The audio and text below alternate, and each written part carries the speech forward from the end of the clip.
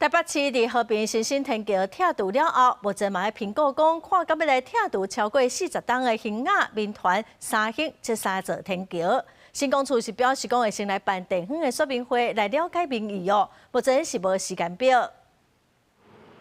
台北市和平新生天桥拆掉，看起来加较轻。台北市长蒋万安伫市长会议裁示，评估敢要拆掉已经有平面交通配套，过去超过40年的兴雅、民团、三兴3个天桥。这个消息出来也引发民众讨论。我平常不会走，因为我觉得是拆掉比较方便走路了，因为现在这个天桥其实没有人在走了，车流量很大，有时候什么时候要刹车来不及，有时候也会撞到小朋友，所以我有天桥，觉得是为了安全啊。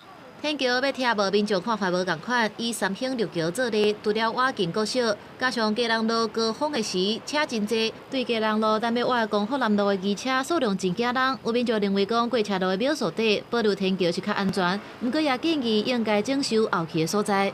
这天桥状况其实不太好，可能需要整修一下。这个很容易被绊倒，就是你看它上面已经剥落。蒋万安指示爱好好甲民众沟通。今年市府列入评估的3个天桥，新工处讲要先无预警减少实际使用的人次。第二，地方说明会收集指标，包含新雅、民传、三星人行天桥列入存废评估，将依照 SOP 流程办理地方说明会，收集地方民意并听取在地居民的意见后，才会作为拆除天桥与否的评估依据。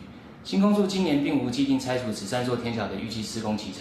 干部局强调，今年都无定出要拆掉这3个天桥按算的基程，下等待得到地方的共识了后，才会开始办理后续的作业。公司新闻采访报道。